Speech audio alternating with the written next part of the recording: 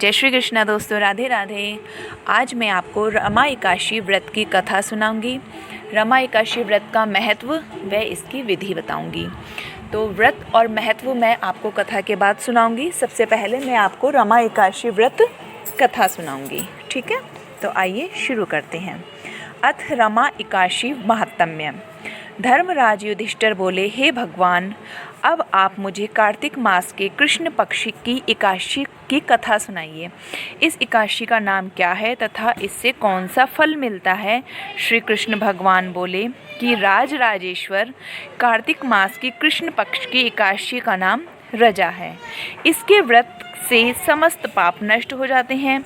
इसकी कथा इस प्रकार है, ध्यान से सुनिएगा। प्राचीन काल में मुचुकुंद नाम का एक राजा राज्य करता था। उसके इंद्र, वरुण, कुबेर, विभीषण आदि मित्र भी थे। वह सत्यवादी तथा विष्णु भक्त था। उसके एक उत्तम चंद्रभागा नाम की लड़की उत्पन्न हुई। उसने उस लड़की का विवाह राजा चंद्र के सेन के पुत्र शोभन के साथ कर दिया, ठीक है। उसने अपनी लड़की का विवाह राजा चंद्रसेन के पुत्र शोभन के साथ कर दिया। एक समय जब कि वह अपने ससुराल में थी, एक एकादशी पड़ी। चंद्रभागा सोचने लगी कि अब एकादशी समीप आ गई है, परंतु मेरा पति अत्यंत कमज़ोर है, इसलिए वह यह व्रत नहीं कर सकते, परंतु मेरे पिताजी की आज्ञा कठिन है। जब दशमी तिथि आई तब राज्य में ढिंढोरा पिट गया। उसको सुनकर शोभन अपनी पत्नी के समीप गया और उससे पूछा कि हे प्रिय, तुम मुझे कुछ उपाय बतलाओ, क्योंकि यदि मैं व्रत करूंगा तो अवश्य ही मर जाऊंगा। यानी कि वो इतना कमज़ोर था। इस पर चंद्रभागा बोली, हे प्राणनाथ, मेरे पिता के राज्य में एकादशी के दिन कोई भी भोजन नहीं करता। यहाँ तक कि हाथी, घोड़ा, ऊँट आदि भी तृण, अन्न, जल आदि ग्रहण नहीं करते। फिर यहाँ मनुष्य कैसे भोजन कर सकते हैं। यदि आप भोजन करना चाहें तो यहाँ से दूसरे स्थान को चले जाइए, क्योंकि यदि आप इसी स्थान पर रहोगे तो आपको व्रत अवश्य ही करना पड़ेगा। इस पर शोभन बोला कि हे प्रिय, आपका कहना बिल्कुल उत्तम है, मैं अवश्य ही व्रत करूँगा। भाग्य में लिखा है, जो लिखा है वही होगा। ऐसा विचार करके उसने एकादशी का व्रत किया, और जब सूर्य भगवान भी अस्त हो गए और जागरण के लिए रात्रि हुई, वह शोभन को दुख देने वाली थी, ठीक है। जो रात्रि थी वो शोभन को दुख देने वाली थी। दूसरे दिन प्रातः से पहले शोभन इस संसार से चल बसा। राजा ने उसके मृतक शरीर को दहन करा दिया। चंद्रभागा अपने पति की आज्ञा अनुसार अग्नि में दहन न हुई, परंतु पिता के घर रहना उसने उत्तम समझा। रमा एकादशी के व्रत के प्रभाव से उसे मंदराचल पर्वत पर धन धान्य से युक्त तथा शत्रुओं से रहित एक उत्तम नगर प्राप्त हुआ। एक समय मुचुकुंद नगर में रहने वाला एक सोम शर्मा नाम का ब्राह्मण तीर्थ यात्रा के लिए निकला। उसने घूमते घूमते उसको देखा। उस ब्राह्मण ने उसको अपने राजा का जमाई जानकर उसके निकट गया। राजा शोभन ब्राह्मण को देख कर आसन से उठ खड़ा हुआ। अपने श्वेसर तथा स्त्री चंद्रभागा की कुशलता को पूछने लगा। सोम शर्मा ब्राह्मण बोला कि हे राजन, आपने राजा कुशल हैं तथा आपकी पत्नी चंद्रभागा भी कुशल हैं। अब आप अपना वृतांत बतलाइए। मुझे यह बड़ा आश्चर्य है कि ऐसा विचित्र और सुंदर नगर आपको किस प्रकार प्राप्त हुआ। शोभन बोला कि हे ब्राह्मण, यह सब कार्तिक मास की कृष्ण पक्ष की रमा एकादशी के व्रत के प्रभाव से है। जानिए कितनी प्रभावशाली है ये। इसी से मुझे यह अनुपम नगर प्राप्त हुआ है, परंतु यह अध्रुव है। इस पर ब्राह्मण बोला कि हे राजन, यह अध्रुव क्यों है और ध्रुव किस प्रकार हो सकता है, सो आप मुझे समझाइए। मैं आपके कहे अनुसार ही करूँगा। आप इसमें किंचित मात्र भी झूठ न समझो। शोभन बोला कि हे ब्राह्मण, मैंने श्रद्धा पूर्वक व्रत किया था, उसके प्रभाव से मुझे यह नगर प्राप्त हुआ है। इस वृतांत को राजा मुचुकुंद की पुत्री चंद्रभागा से कहोगे तो वह इसको ध्रुव बना सकती है। ब्राह्मण ने वहां आकर चंद्रभागा से समस्त वृतांत कह दिया। इस पर राजकन्या चंद्रभागा बोली कि हे ब्राह्मण, आप मुझे उस नगर में ले चलिए, मैं अपने पति को देखना चाहती हूँ। मैं अपने व्रत के प्रभाव से उस नगर को ध्रुव बना लूँगी। चंद्रभागा के वचन को सुनकर वह सोम शर्मा ब्राह्मण उसको मद्राचल पर्वत के पास वामदेव के आश्रम को ले गया। वामदेव ने उसकी कथा को सुनकर चंद्रभागा का मंत्रों से अभिषेक किया। ठीक है, चंद्रभागा का मंत्रों से अभिषेक किया। चंद्रभागा मंत्रों तथा व्रत के प्रभाव से दिव्य देह धारण करके पति के पास चली गई। शोभन ने अपनी स्त्री चंद्रभागा को देखकर प्रसन्नतापूर्वक अपने वाम अंग में बिठाया। चंद्रभागा बोली, हे प्राणनाथ, अब आप मेरे पुण्य को सुनिए। जब मैं अपने पिता के गृह में 8 साल की थी, तब से ही मैं यथाविधि एकादशी का व्रत करने लगी हूँ। उन्हीं व्रतों के प्रभाव से आपका यह नगर ध्रुव हो जाएगा और समस्त कर्मों से युक्त प्रलय के अंत तक रहेगा।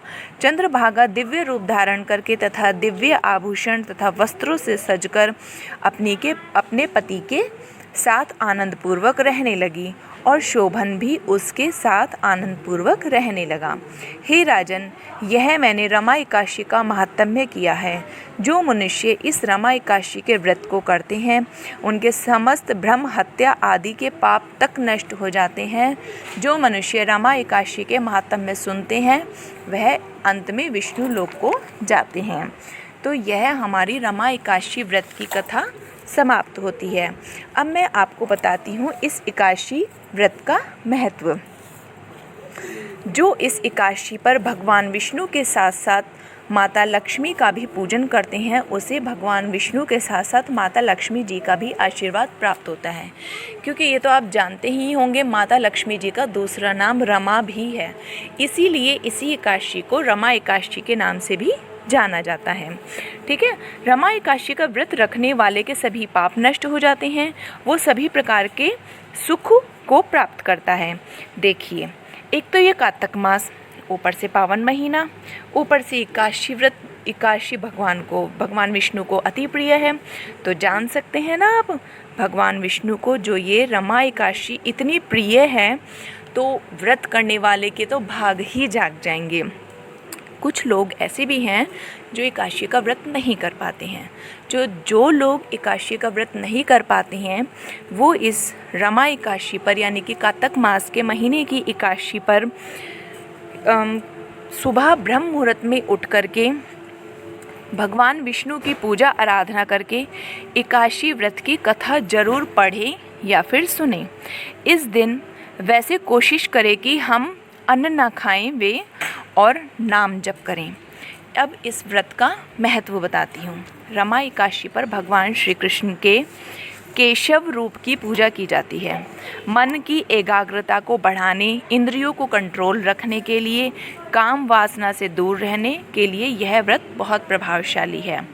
इस व्रत से सभी मनवांछित फलों की प्राप्ति होती है। यह इतना प्रभावशाली है। ठीक है, सौभाग्यवती स्त्रियों को यह व्रत सुख सौभाग्य देने वाला होता है। यह व्रत भगवान श्री कृष्ण को समर्पित है। भगवान श्री कृष्ण की पूजा अर्चना करने से मन की इच्छाएं पूरी होती हैं। अब इसकी बताती हूँ मैं आपको पूजा विधि। ठीक है, देखिए, एकादशी के व्रत के लिए वैसे तो दशमी से ही नियम शुरू हो जाते हैं। हमें दशमी तिथि को चावल नहीं खाना चाहिए, सात्विक भोजन करना चाहिए, मतलब प्याज लहसुन का भोजन हमें नहीं करना चाहिए, और सूर्यास्त के बाद भी हमें अन्न ग्रहण नहीं करना चाहिए। रात को ब्रह्मचर्य का पालन करते हुए ज़मीन पर सोना चाहिए, और एकादशी के इस व्रत में हमें ब्रह्म मुहूर्त में उठना चाहिए, क्योंकि ये तो कार्तिक मास की एकादशी है। और वैसे भी जो स्नान नहीं कर पा रहा है कार्तिक मास में, वो कम से कम रमा एकादशी को ब्रह्म मुहूर्त में उठकर, अगर हो सके तो भाई पास में कोई नदी हो, पवित्र नदी, उसमें स्नान कर ले, अन्यथा अपने घर में ही गंगा जल व थोड़े से तिल डाल करके स्नान कर ले। फिर साफ़ सुथरे कपड़े पहनने, साफ़ सुथरे कपड़े से मतलब नए नहीं हो और क्या कहते हैं, धुले हुए और साफ़ होने चाहिए।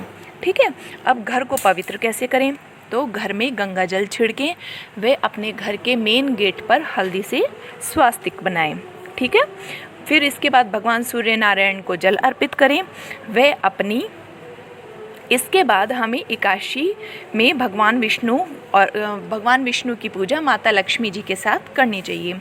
इस दिन माता लक्ष्मी को हो सके तो लाल गुलाब चढ़ाएं, ना हो सके तो कमल तो ज़रूर, मतलब वैसे तो गुलाब माता रानी को बहुत प्रिय है, लाल फूल बहुत प्रिय है, और अगर हो सके तो उन्हें कमल का फूल चढ़ाएं। ठीक है, फिर उनकी धूप दीप फल से पूजा करें। फल में केला और वह मिष्ठान में हो तो पीली बढ़िया मखाने की खीर। बाद में विधि विधान से पूजन करें और भगवान विष्णु को तुलसी दल ज़रूर समर्पित करें। तुलसी दल को उस दिन एकादशी पर तोड़ना नहीं चाहिए, कोशिश करें दशमी पर ही तोड़ करके रख ले। और इस दिन भगवान विष्णु को तुलसी दल समर्पित करने से हमारे सभी पाप नष्ट होते हैं। और पूरा दिन हमें भगवान विष्णु नारायण का हमें नाम जप करना चाहिए। और इस तरह से हमें पूरे दिन फलाहार करके अगले दिन हमें ब्रह्म मुहूर्त में उठ के अपने व्रत का पारण करना होता है। चावल कुछ मीठा निकाल करके हमें उसे मिनसना होता है और हमें उसे दान के रूप में देना चाहिए। ठीक है, तो आपको मेरी ये वीडियो कैसी लगी दोस्तों? अगर आपको मेरी ये वीडियो पसंद आई है तो प्लीज़ इसे लाइक करिएगा, मेरे चैनल को सब्सक्राइब कीजिएगा, और हाँ, लास्ट में राधे राधे लिखना मत भूलिएगा। जय श्री कृष्ण, राधे राधे।